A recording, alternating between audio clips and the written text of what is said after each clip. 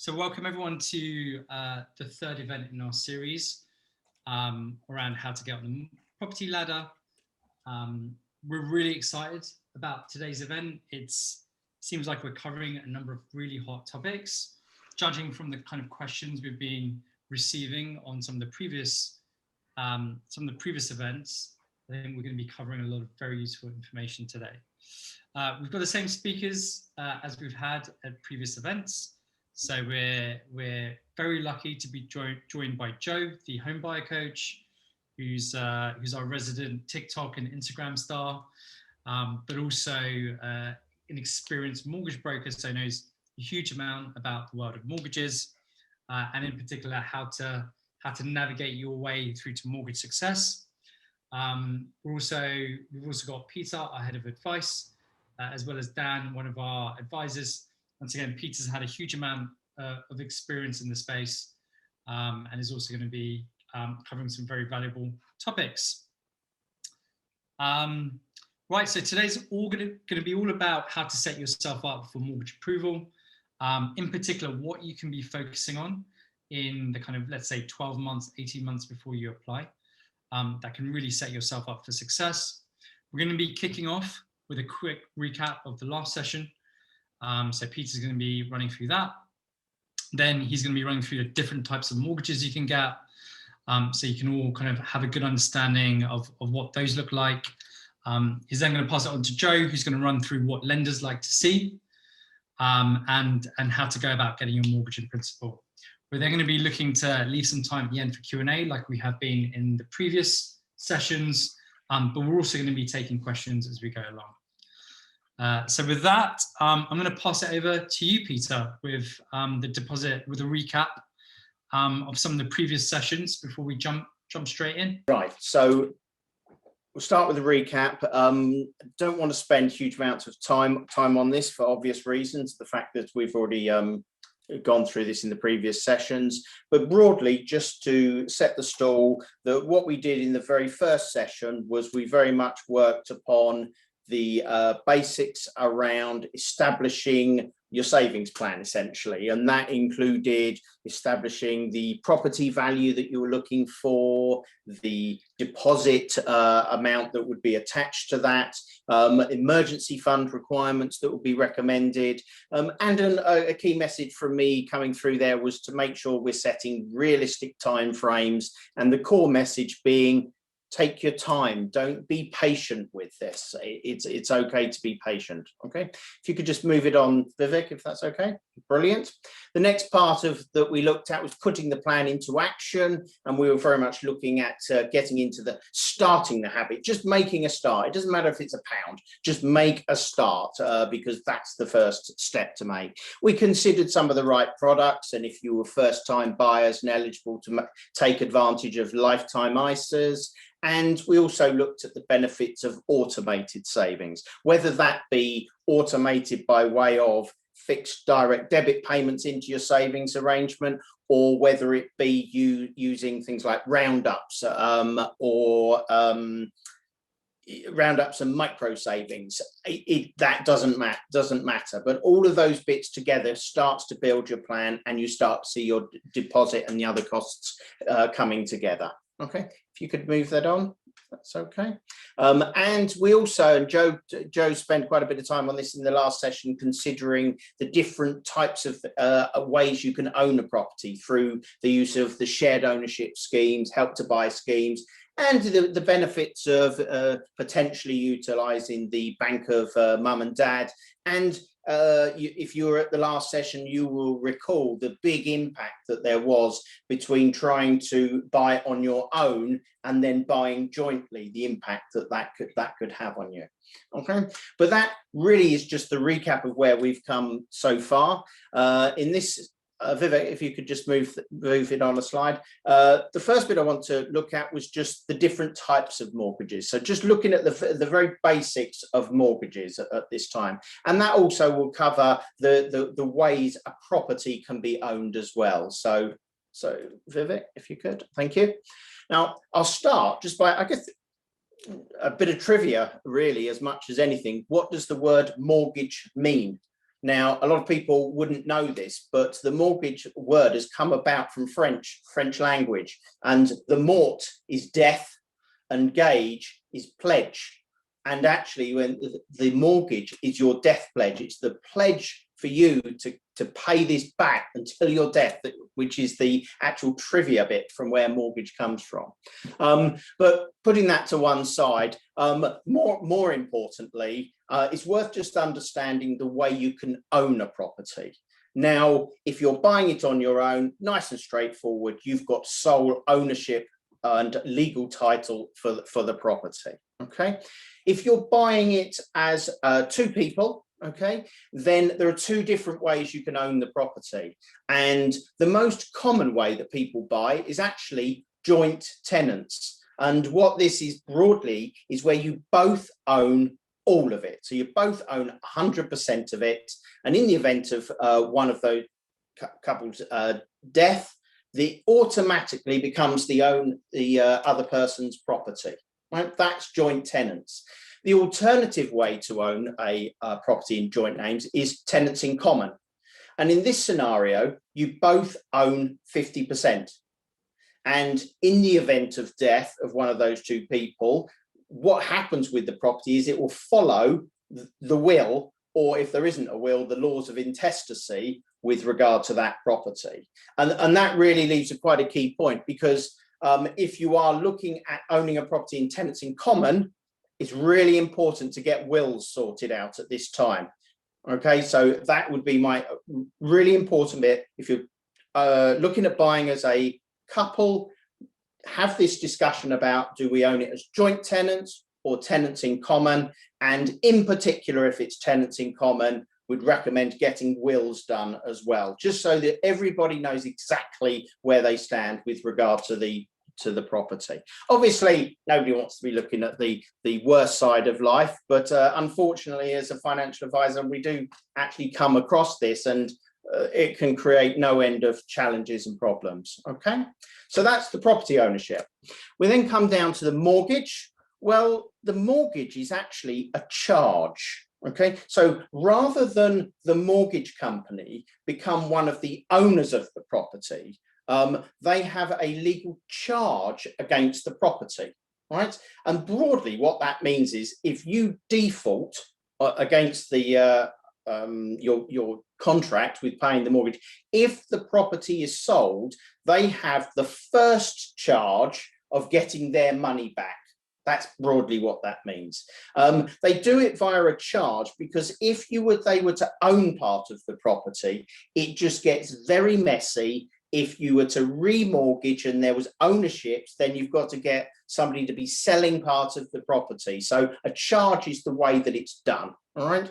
You may also have heard of second charges. That's where another lender comes along and says, well, I'm going to lend some money and I'm happy to be the second charge. In other words, if you default, I'm happy that the mortgage lender's going to get their money first, but we're going to have second dibs before the owners potentially get anything back. Okay, so that's what legal charges, mortgages, and the way ownership is. When you look at the simplicities of mortgages, there are broadly two types, which is interest only and repayment, but you can structure a mortgage to have a bit of part and part. All right? Back when I got my property, first property, interest only mortgages were the way it was done, and you'd have a savings vehicle that went alongside it. Nowadays, it's actually completely the other way around. It's repayment mortgage, and many lenders not even offering interest only mortgages for people buying for their main residence, but you do still have this interest only. The difference between them being very much in the name. If it's an interest only mortgage, you never pay any of the capital back. You're only ever paying the interest. But at the end of the mortgage, the lender is expecting you to come along with the money from however you've got it to then pay it, to then give them their money back. Okay. Repayment, the most common one for as we stand today, is where your mortgage monthly payment includes interest, but it also has then got monthly mortgage repayment as well. So you're gradually paying it off. And during the first few years, your mortgage balance comes down really, really slowly. But as you go further into it, it gets to be much faster. Now, I'm not sure whether I should have done that way for you, but hopefully you're getting the message that during the early years, you pay very little off. And in the latter years is when you start to pay more off. Okay. If you are taking out a joint mortgage, it's worth noting that however you've decided to own the property, whether you've done it in tenants in common or joint tenants, the mortgage is, unless Joe's aware of any exceptions to this, but the mortgage is nearly always what they call joint and several.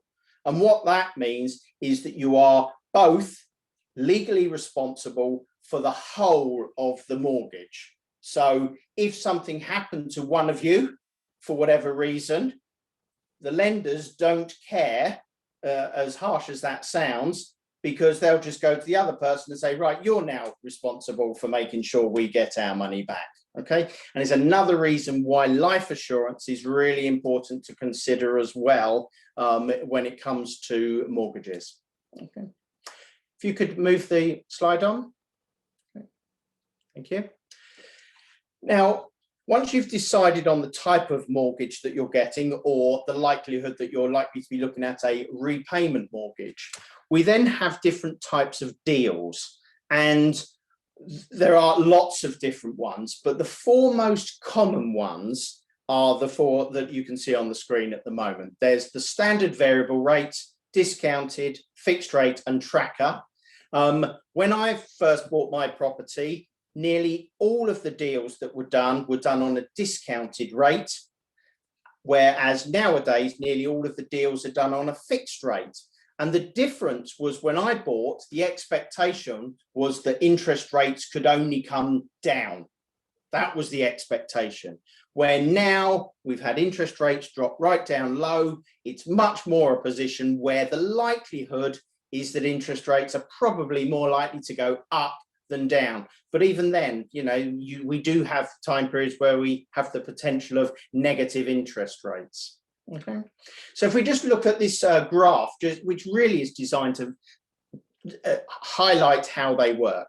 Now, the standard variable rate, this is very simply the normal rate that a mortgage lender will lend out at, the normal interest rate, and it will go up as well as down depending upon the costs of their business and whether they feel the need to increase their rates because they need more money in.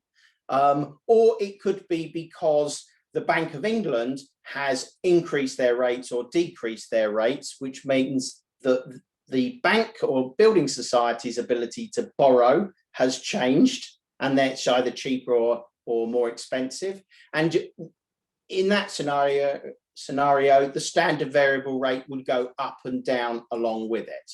Okay. Now, a discounted variable rate is quite simply a deal where they say you're on our standard rate, but for, let's say, the first 2 years, we will let you have 1% off that deal. So it's standard variable rate less 1%. And that's the grey line that you can see here. And you'll see that during the first 24 months on this chart, it's mirroring the black line above, the standard variable rate, but it's lower. At 24 months, you go onto the standard variable rate and you're following the standard variable rate again. Fixed rate, the most common one at the moment, is the one where basically you're agreeing a fixed rate for a set period of time. Now that could be 1 year, 2 year, 3, 5 years. That's really what's right for you. And that comes down to the importance of getting mortgage advice at the right time.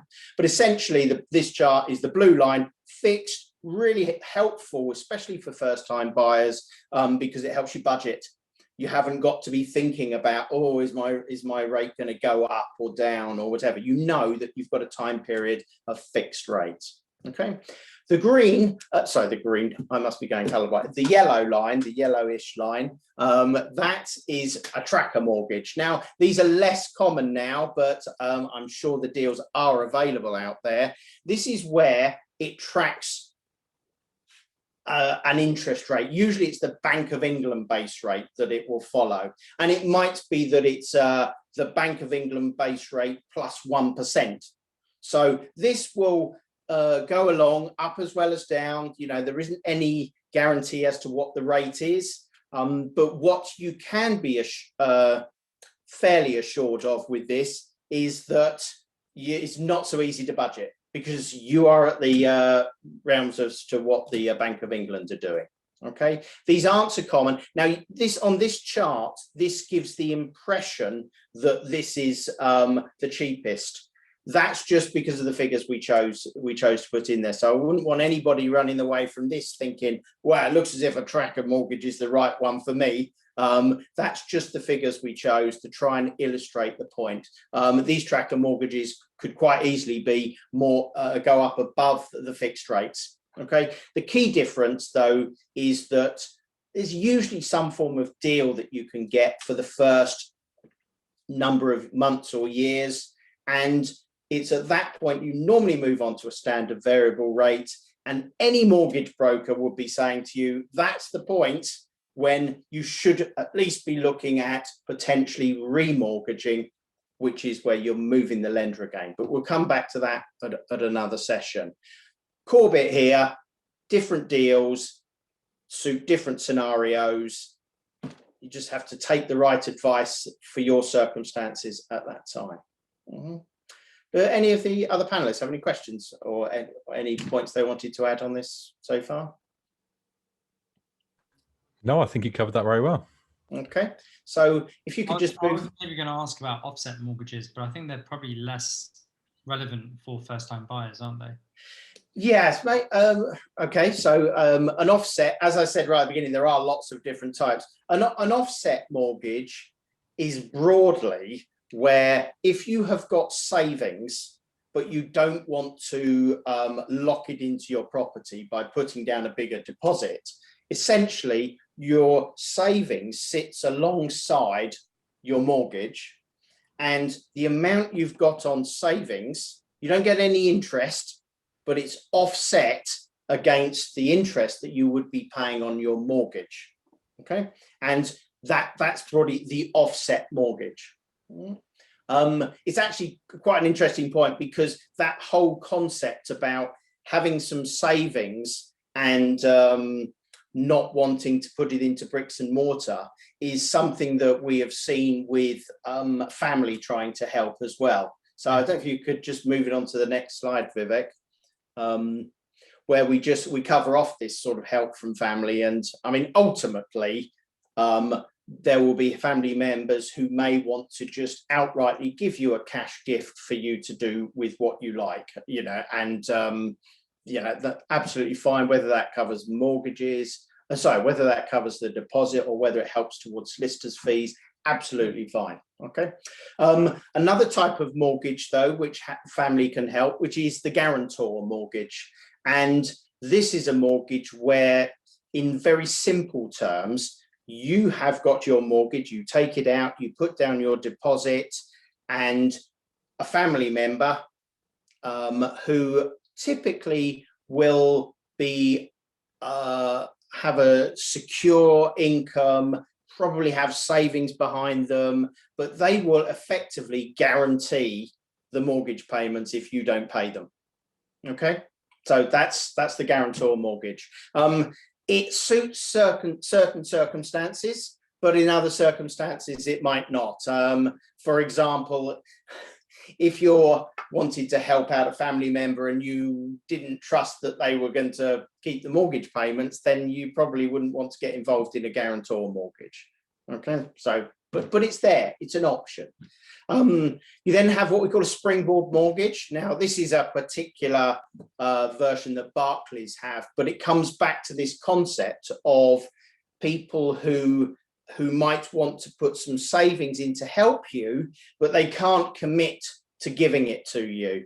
And this type of mortgage, in a very simplistic description, is they put some savings, they commit to putting the savings into Barclays for a period of time, typically 5 years, and this gives the mortgage lender more comfort that you are going to maintain your mortgage payments as you go through the term. It works on the principle that you're probably less likely to upset a family member before upsetting the mortgage lender themselves over the ability to pay. That's its basic how it works. Halifax have got their own version, which currently is not available, but it's all a market that the lenders are realizing that first-time buyers are struggling to get onto the property ladder, and therefore the market is developing in different ways to try and help the bank of mum and dad or to get onto the ladder. And the key bit here is that there are more and more of these different variations that are coming onto the market. I'd say almost daily, but certainly at the moment, the mortgage market is very volatile with what's coming through and what's being taken away. So the key message again is do take advice when it comes to getting your mortgage. Okay. So I think hopefully I've sort of taken you through the basic types of mortgages and the different deals that you can get. I think now's the time that it's important that we now move into getting mortgage ready. And I think now's perfectly time for me to pass over to Joe. Peter, actually, we've received a really great question that's just come through from Lauren. Okay. It's why should you beware lender requirements on cash gifts? This is viewed negatively. Why should you beware lender requirements on cash gifts? This is maybe should you beware or beware of requirements on cash gifts? Okay, so there might be a couple of things here. Lenders like to, well, they have, first of all, they've got an anti-money laundering requirement, so they need to know where money's coming from. Okay, that could be one aspect to it. Why would you beware lender requirements? Joe, I mean, you're probably closer to this on this. Have you got a thought on this? Yeah, I think the biggest thing is just proving where the funds have come from. In general, lenders really don't have an issue with gifted deposits as long as it can be identified as to where it's come from. And sometimes there's a form that they ask for the gifter to fill out, which basically says they've got no interest in the property at all, and that it's a non-repayable gift. Right. Okay. Sorry. Thank you, Lauren. I can see your point more in relation to the cash gift. Yeah. This comes back to twofold. There's as we just said, the money laundering side and knowing where the money's come from. The other aspect to this is it's always good for a lender to see that you've been able to save yourself and build your deposit, because it says something about you.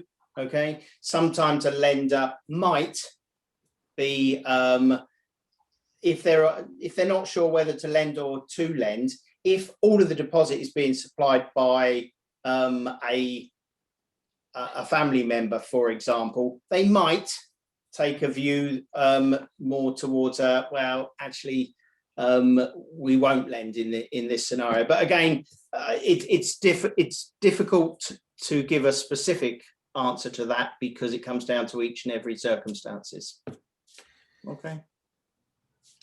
Not sure if I've given that justice or not, but I'll hand over to Joe now.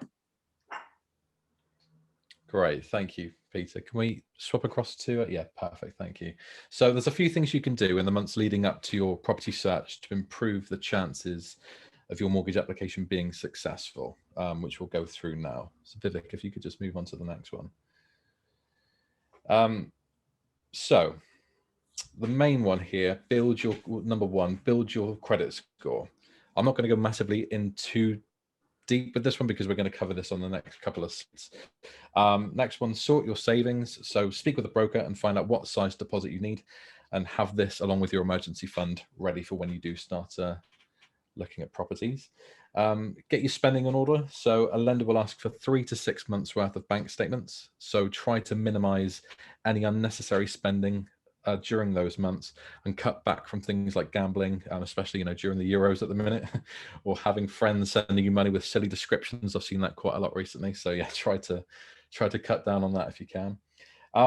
Readjust your target. So this is where you can make any necessary changes if your initial goal has changed at all. Stick with your job. So there's a bit of a myth where you need to have 3 months worth of pay slips before you can apply for a mortgage.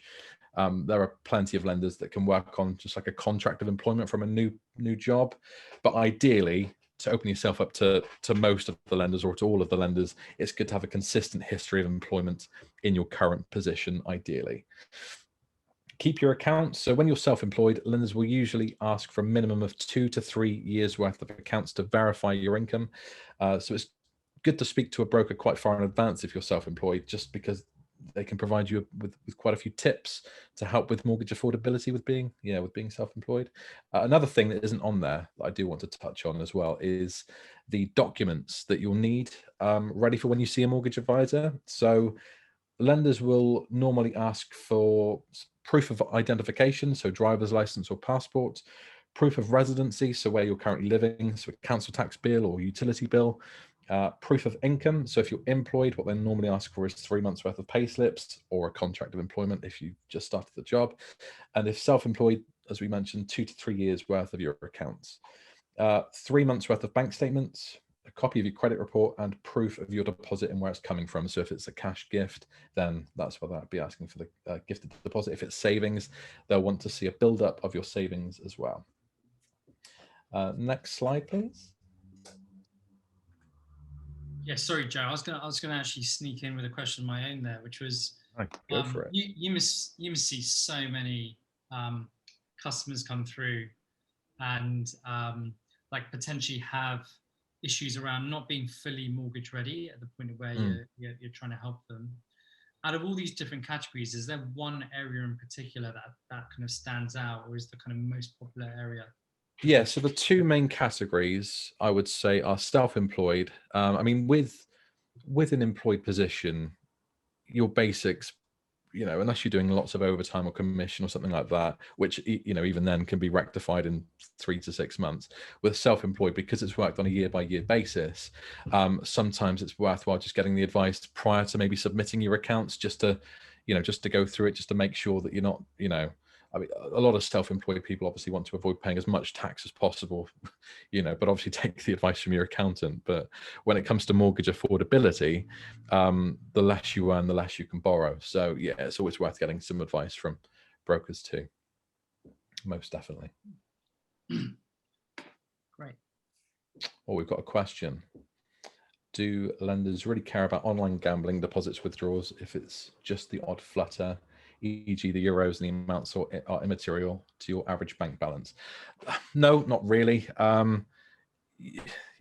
Gambling isn't illegal, so you're allowed to do it. The only time they really have an issue with it is where it's multiple transactions and you don't win or you don't take the money out of the account. So then it can be seen as a kind of credit commitment. So what they'll do is they'll work out on a month-by-month basis how much you're spending and almost treat that like a loan. So if you're spending £250 a month, they might put it in the same category as they would a loan. So that can really affect how much you can borrow.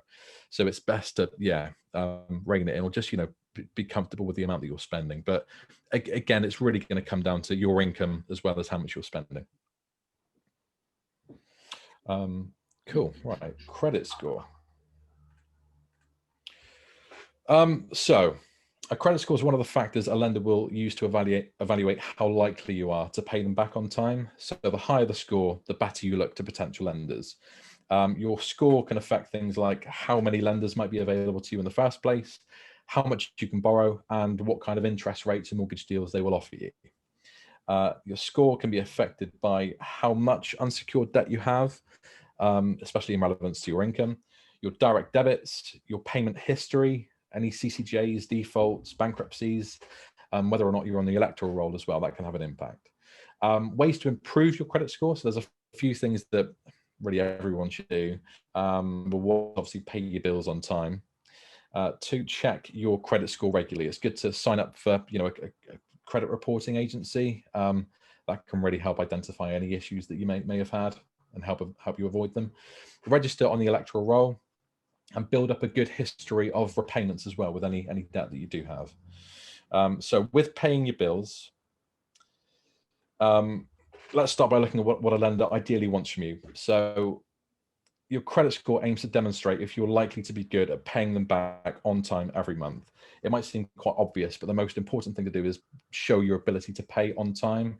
Any missed payments will look bad to a potential lender, so you need to show that you can manage your finances. With your credit score, things like Experian, Equifax, Check My File, Clear Score, they can all really help, and some of them are free as well, so they can help identify any issues you've had. The electoral roll, that's just so really they can identify who you are and where you live. And building a repayment history. Lenders want to, I mean, you know, if a lender's willing to lend £200,000, they want to see that you're in a position where you have previously borrowed money and shown the ability to pay it back. So what can sometimes help is using a credit card. So if you have a credit card, tips with them is don't go any more than 25% of your credit limit, and pay it off in full each month if you're able to. And yeah, the biggest tip is obviously never miss a payment either. If you don't trust yourself with a credit card, then yeah, don't worry about that one. And existing debt, if you have a significant amount of existing debt, it might be worth looking at clearing that first. That can really help your credit score too. Focus on any high interest debt first of all, and then yeah, work your way down to the lower interest debt. Loan defaults, missed or late payments will remain in your credit report for at least 6 years. So that can have quite a long lasting effect on when you will be able to get a mortgage or who you'll be able to get a mortgage with. So yeah, that's credit score. The next slide is mortgage in principle. We've got some questions. Let's have a look. Questions around credit scores. So okay, let's have a look. Sophie's asked, what number is a good credit score? Well, it's a difficult one, that because every credit agency has a different way of working out your score. So I wouldn't say it really should be based on the score. What it should be based on is the contents of your credit report. So the amount of debt you owe in comparison to your income, whether or not you've had any missed or late payments, and if so, how long ago they were. Those are the biggest things. What else have we got? Sorry, Joe, just on that point, one bit that we've seen with credit scores is that, like you quite rightly say, it's not so much about what the number is, but broadly, if you are midway or below, then your likelihood of being able to get a mortgage is much more restricted, and the rates you might pay are likely to be much higher. Through to, if you've got very high, let's say the highest, whatever that may be for that particular agency, then that probably means that you're likely to get the widest range of lenders and probably the better rate. So it's not always about whether you're going to get a mortgage or not. It's about what type of mortgage you might get as well. I'm assuming that that is exactly what you're still seeing today. Absolutely, yeah. But it can be quite difficult because some credit agencies, like Check My File, for example, most people are bang in the middle anyway, because the way that they assess it, they don't do kind of like an excellent thing. What they do is they do like an average. So if you're average, you might think that's really bad because it only gives you like 3 out of 5 stars and the score's quite low, but it's quite, yeah, misleading in comparison to other credit agencies. So when I say don't look at the score so much, just look at the content. That's because there's so many different agencies and they all do things very, very differently. However, if you're in, say, Experian or Equifax, if you're in the kind of excellent to good to very good kind of brackets, the likelihood of you being accepted will be higher, obviously. Yeah, so there's no magic number with credit score. And what can happen is if you, so what are the issues if you do get declined because of your credit score? So it will come down to 2 things. Number one, it will come down to deposit size. So at the minute, obviously they've brought back 5% deposits, but it's very, very difficult to get those at the minute because they're so tight on criteria, and the lenders really want you to be very, very squeaky clean with credit history. So even when you haven't had any debt before, that can lead to a decline because you haven't shown an ability to repay debt. So what it can mean is you might have to put down a larger deposit or wait for a certain period of time until your credit score improves. Okay, what else have we got? A number of other quite relevant questions, to be honest. Okay, well, while we're on this section, we might as well have a look. So if you have a car on finance but are paying it off monthly and have not missed a payment, would this help the credit score? I know it can cause issues with getting a mortgage, but if you can prove you do not miss a payment, that was disappeared. I can't see it now. It's halfway through it. Hold on. He's marked it as answered. Hold on. Dan getting ahead of himself. Yeah, I know. Right, hold on. I found it again on the I've answered ones. written it on our chat.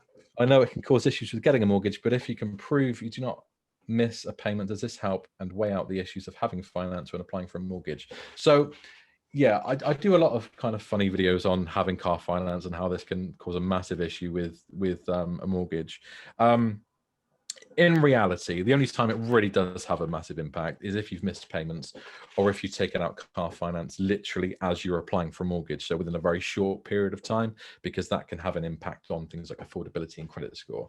With having a car on finance already and showing that you can pay it monthly, that can definitely help your credit score depending on how long you've had it.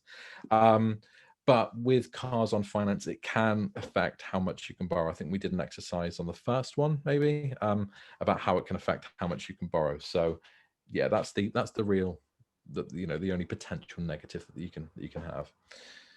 Okay, what else have we got? If someone has a CCJ, should they wait till the 6 to 7 years is up before they apply for a mortgage? No, not necessarily. There are lenders that can. That can deal with that within a shorter time frame. If you've got like a big deposit, like 25%, they can sometimes do it within 2 years, 15% deposit within 3 years. So every lenders have different ways of looking at it. The interest rates might be a bit higher because of it, but if it's the difference between getting a mortgage and not, it's sometimes worthwhile pursuing with it. Regarding being registered on the electoral roll, is that the open electoral roll or just being registered? Just being registered. Yeah, just being registered, that one. How is commission bonus taken into account when applying for a mortgage? Again, every lender is different with this. So some lenders will do 100% of any commission or bonus that you've had. Others will take 50% of it into account. And when I say 100%, what they normally do is work at an average over the last 3 to 6 months and then annualize that figure and then add that to your income and either half that bit or use 100% of it.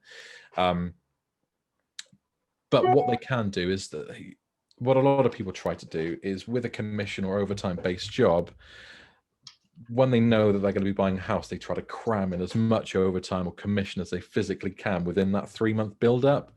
And lenders are quite savvy. So what they'll do is look at the year to date figure. And if it's miles above what it should be, they might kind of say, I don't think that's going to be realistic when you do eventually move in. So they might cut back with how much they'll lend. Do you still have to prove where the money has come from if you were given cash gifts 2+ years ago?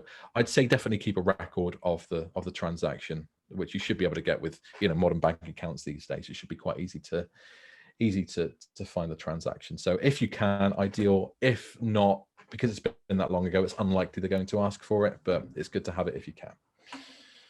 I'm out of breath now. 100. That's fantastic. What I would just like to remind people a lot with these areas of the mortgage is that you're buying a home and you've got to put that at the forefront of what you're trying to achieve. So things like CCJs, you quite rightly said that sort of it's not a barrier, and it all comes back down to how much you're prepared to pay for something, when it comes to your home, you might say to yourself, well, for me, I'd rather wait a few years. For me, I'd rather get it. I'd rather pay a bit more now and get it. And that's the bit I say to people all the time in financial planning, not just home buying, but with any goal. It's about, life's for living, and money is all about helping you achieve those goals. And sometimes it's not always about, is it better to do this or is it better to do that? It's more a matter of what's right for you, having considered all of the various different options. Absolutely. Okay, mortgage in principle. So these can mean different things depending on where you get your mortgage in principle from. So for me, when I do a mortgage in principle for a customer, what it means is I'll basically do the researching and find out who the most suitable lender for your circumstances is going to be. Then I'll do an affordability assessment with them and a credit check. And then providing they're happy with both of that, they'll issue a mortgage in principle. I find doing it this way, it provides a much larger guarantee that the mortgage application will be successful when you find a property, because they've done the affordability assessment, because they've done the credit check already. However, it's still not a guarantee that they will definitely lend. There's a lot more variables that we'll come on to. The alternative, I've had it countless times where a customer has gone online, carried out a quick mortgage and principal check by filling out how much they can borrow and putting in very, very limited basic information. And then when they come to find a property, the mortgage application gets declined because they haven't met all of the credit score, or it doesn't fit the lender's criteria, or, various other things. So it's best to get it right first time, in my experience. A mortgage in principle is valid usually between 1 and 3 months, depending on the lender that we go to. So, starting your mortgage journey. So by all means, talk with your bank. There's nothing wrong with that. You've built up a good relationship with them over the years, I'm sure. But just compare. It's always worth speaking to a broker. For example, I use over 90 different lenders, and it's very rare that your bank will be the best out of those 90 lenders for your personal circumstances. When I speak to customers, it's very rare that I recommend the bank that they actually bank with. Having a mortgage in principle tells a seller that you're a serious buyer, so it's definitely worthwhile getting that sooner rather than later. A broker will often have deals that you can't access directly due to the kind of relationships that brokers build up with lenders and the kind of mortgage networks that they're with. So they'll also deal with the whole application process on your behalf too. One of the biggest things is, and one of the reasons why we get preferential deals, is because we take ownership of the advice that we give customers, so the bank doesn't have to. A lot of the times when you speak to your bank directly, they don't actually give advice. What they'll do is show a menu of mortgages that they offer and get you to pick which one you think is going to be best for you. Whereas I will, guide you and advise which one will be best for you. Okay. Next, affordability and stress testing. This is quite a good one. So income, this is obvious. So lenders will look at your total household income, and in some circumstances use a multiplier to work out how much you can borrow. So for example, if your income's 35,000 and they have a multiplier of 4.5, you could borrow 157,500. I've got that written down, by the way. I can't do that in my head. Outgoings, that's the next biggie. So this includes things like living costs, as well as any kind of loans and credit cards you have. They'll compare your income and then make a judgment on what they think you can afford. They will also stress test it too, to make sure you can still afford the mortgage payments if interest rates increase over the term of the mortgage, which we'll come on to in a bit more detail in a second, actually. Children and dependents. So if you have any children or other people living with you, this can also affect how much you can borrow. However, some lenders can use the income associated with having children within the household to help boost how much you can borrow. And finally, the property. So the property itself will also affect mortgage affordability. For example, if you're buying a leasehold apartment with high monthly service charges and ground rent, this will be included in the affordability assessment. So other things like, ground rent, buildings insurance, the help to buy equity loan scheme, shared ownership rent payments. So anything to do with the property can also, have a big impact. So yeah, that question on the side there, I thought I'd just kind of elaborate a little bit on this one. So I get asked this a lot, like a lot. And it really comes down to two things. So the first thing is responsible lending, and the second thing is stress testing.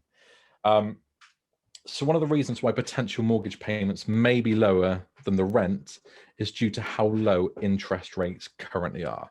So just to put it in perspective, the Bank of England base rate, which we touched on a little while ago, is currently 0.1%. In July 2007, it was 5.75%. So as an example, let's say you have a mortgage of 125,000 on a rate at 2.2% for 25 years.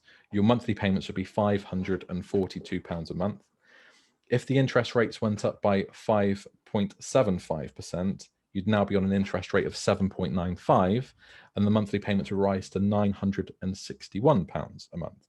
So that's gone from £542 to £961. And that's the reason why,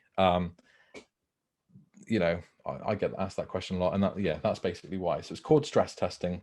It's very unlikely that your mortgage rates will stay the same for your full mortgage term. Bear in mind, you have the mortgage for 25, 35, sometimes 40 years. The likelihood of the rate being that low is very, very small. So this requires banks to be responsible with their lending, and they just want to make sure that they don't want to repossess you. They want to make sure you can still afford the monthly repayments should interest rates creep up a little bit.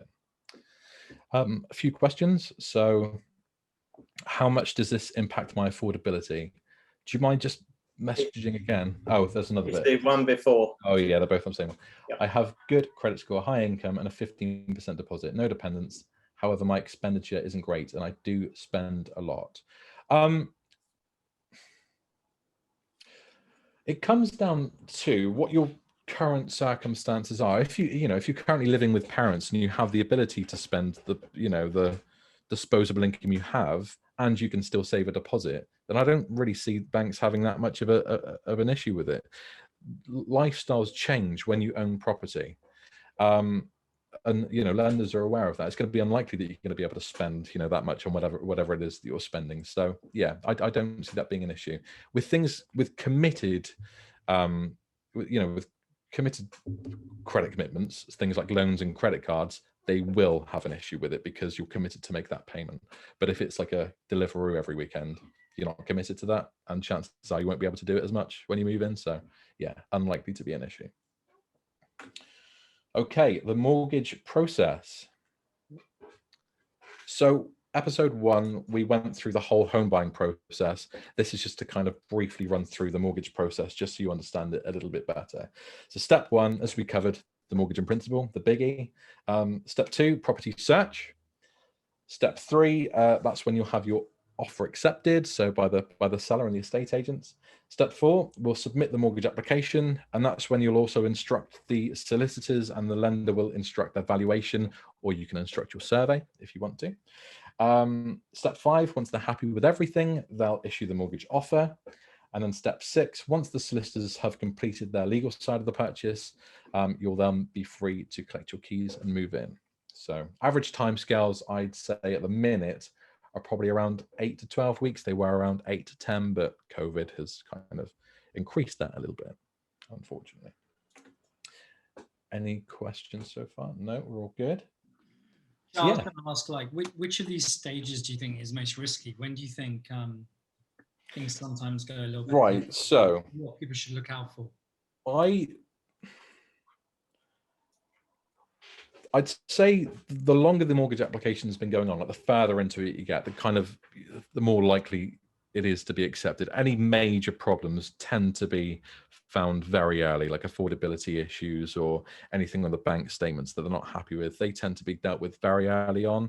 The next stage where it can be quite risky is the survey, the valuation, which is pretty much out of your control entirely. There's nothing you can do to really help that. If they send out the surveyor and they're not happy with the valuation of the property, that's where they can have an issue. So if it gets downvalued, after that, yeah, unless there's anything. What they can, this is something I get asked quite a lot actually, is can the lender do further credit checks after the mortgage application has been submitted? And they do actually have the right to do further checks right up until kind of completion. So yeah, don't go buying any fancy cars or getting into massive credit card debt with your new furniture before you move in, because that can have a massive effect on your mortgage application.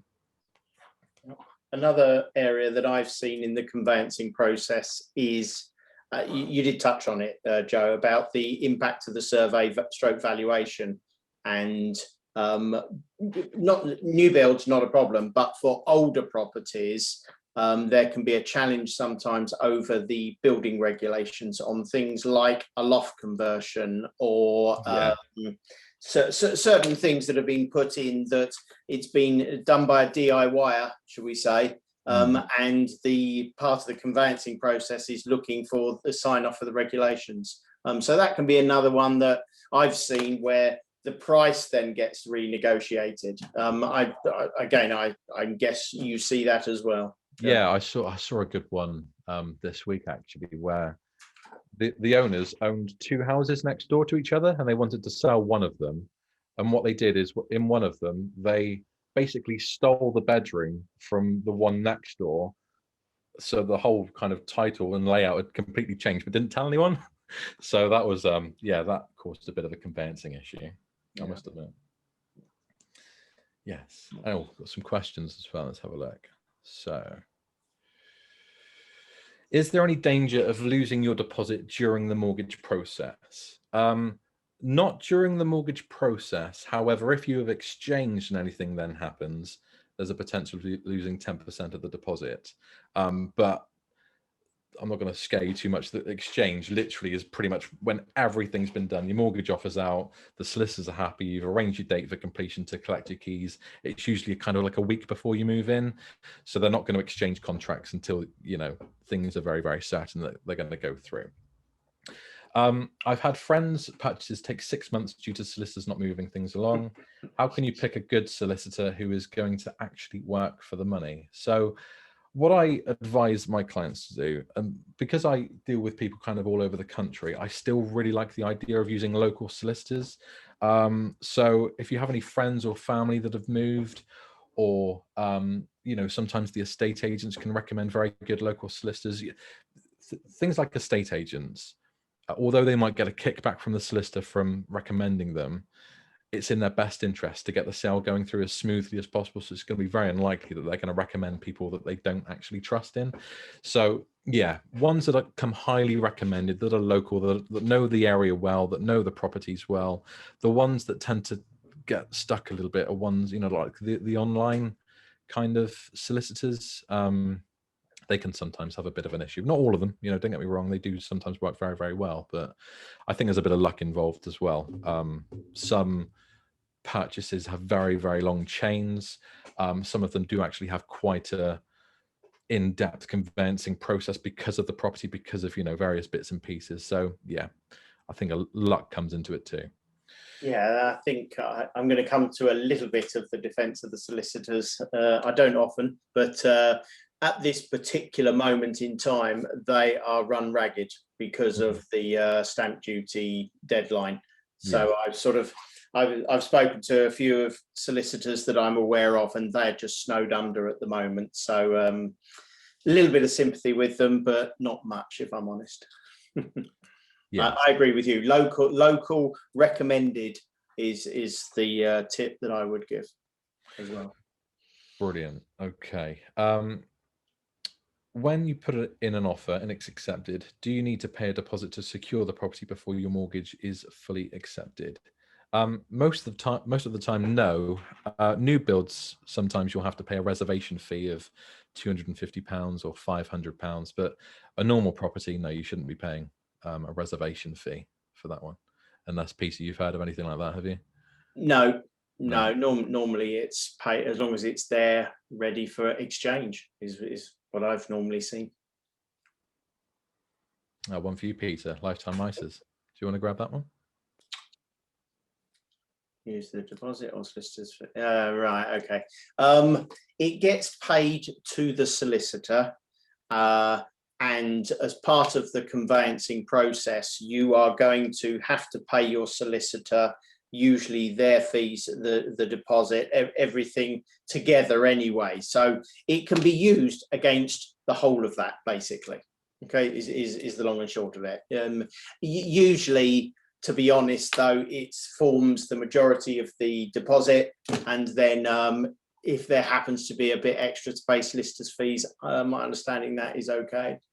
Okay, and I'm just looking for Dan to give me the nod to confirm that, and I got the finger, which was right. Good, not that. I'm not the finger. No, that's right. Okay. Okay, got some other questions here. Do flats also need the same checks as houses do with surveys and stuff? And the answer is yes. From my understanding of that, what you'll often find with conveyancing with flats is that there's often a bit of investigation into the ground. So if you're buying a flat, who owns the land? So you've got this leasehold versus freehold position with flats. But essentially, yeah, they go through the same checks, exactly the same. how is borrowing figure worked out for shared ownership? Right, okay. We covered a lot of this in the last session. Joe, is there anything you can say to say that relatively quickly to answer that? Yeah, so very, very similarly to a normal mortgage. However, what they'll do is they'll take the rental amount that you pay into account as well. So, you know, if the rent's £400 or £500 a month, and that needs to be taken into account for affordability purposes, that obviously brings the amount you can borrow right down. But the amount of mortgage you need will probably be quite a bit lower anyway, because you're not going to own the whole property. So yeah, they'll just take the ground rents, the, you know, lease hold charges and things like that into account, along with the rent, to work out how much you can borrow. But yeah, we did a big thing on that one last week, so we'll see if we can send out the link to that one to everyone, if that's okay. Looks like you've got a contact here, Joe. Somebody would like to contact you regarding discussing accounts. What's the best way for them to contact you? Yeah, definitely. Email is probably the best thing to do. If you send it to info@thehomebuyercoach.co.uk, I can help with that one. That's for Alice and Guy. Okay, so do you want to say that again? So it's info@thehomebuyercoach.co.uk. .co.uk. Perfect. Okay. Right. I think we've answered those. Is there one more? What happens if you have money left over in your lifetime ISA afterwards? Right. Okay. Oh, right. Okay. Well, essentially, a lifetime ISA doesn't have to just be used for buying a home. It can be left in there until you're age 60. And you can then you could carry on putting money into it if you want. And then you can take money out basically to help you in retirement. The alternative is that you can actually withdraw that money, although you may pay a withdrawal charge on it. Because essentially the tax relief that was being given is intended for home buying or retirement. They're the two bits. Okay. I think we might have lost Dan, so that's fine. But Vivek, did you want to move the slide? Okay. Peter, that's you now anyway, isn't it? Yeah. Okay. So put simply, we're right at the end here. We've gone through, we've understood property ownership and how the mortgage works themselves. We've considered how you make yourself look good to lenders, things like how you can utilize debt to improve your credit score. And we've also gone through the mortgage application process itself. So that's where we are. For the next session, if you could just move it on, Vivek. Okay. We are doing Finding the One. And we're going through the sort of navigation of doing viewings and the offer process itself, and giving you a lot of tips, I would say, in this area around things to look out for, simple things. For example, being aware a estate agent is acting on behalf of the seller, not the buyer. And there are lots of things like that we'll be covering as we go through. Okay. And then after we've done that, the last session is sealing the deal itself. Okay. So on the basis that, well, we're open up to any more Q&A before we close the session down. Okay. We will... I think we've got a couple of new questions that have come in. Otherwise, I think we've answered all the outstanding ones. So we've got one from Lauren. Okay. Why do we pay more interest in the first years? I guess this is relevant to what you were explaining, Peter, in terms of how the mortgage balance goes down. Right. Okay. So you have to see it that a mortgage does not happen. You don't pay off a mortgage in a straight line. It's not like that, if that's the right way to it might be like that. Broadly, what's happening is if you take it the very first month, you owe them, let's say it is £150,000, and you pay your first mortgage payment, and let's just say for argument's sake that is £800. Out of that 800, let's say 500 of that is interest, but 300 is just reduce the capital down, but it's only come down a little bit. The next month, your mortgage payment hasn't changed. So now it means that out of your 800, you're actually paying a fraction less in interest because you don't owe them quite as much because you paid a bit back the previous month.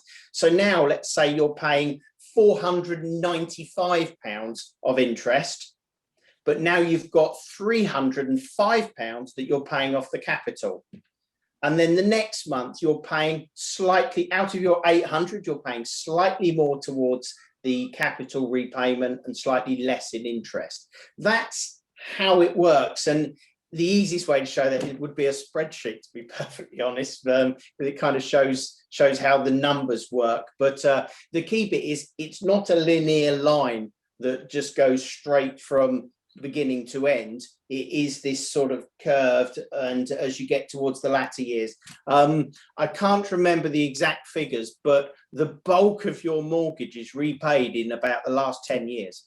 That is broadly how it has traditionally been, which is another reason why, and we'll get into this another day, but if you have the ability to pay even just a little bit extra off the mortgage, you'll be amazed at the interest saving that can give you over the longer term. And you actually save a lot more by paying a little bit extra during the earlier years than you do the later years. You know, unfortunately, life doesn't work that way, in the sense of usually when you buy your first home, that's when your income and expenditure is tightest. But that's how it works. Okay, so Lauren, how much can we expect to pay in other fees, everything apart from the deposit? I'm going to put my hand up as a ballpark figure here, around about £2,500 to £3,000. Joe? Yeah, I'd say so. It has been as low as kind of 1,500, but it depends on your circumstances, depends on what kind of survey you get, depends on who you use for the solicitors. It would depend on if you need removal. So there's a lot of variables, but yeah, 2 to 3, I'd say is probably. And I guess the big one that could potentially is stamp duty. Depending on where you're buying there, that can have a big impact. Okay. Effects of past payday loans on mortgage applications and how long after these have been paid off. Per 6 years, is this from the date it was taken out or the last date paid off?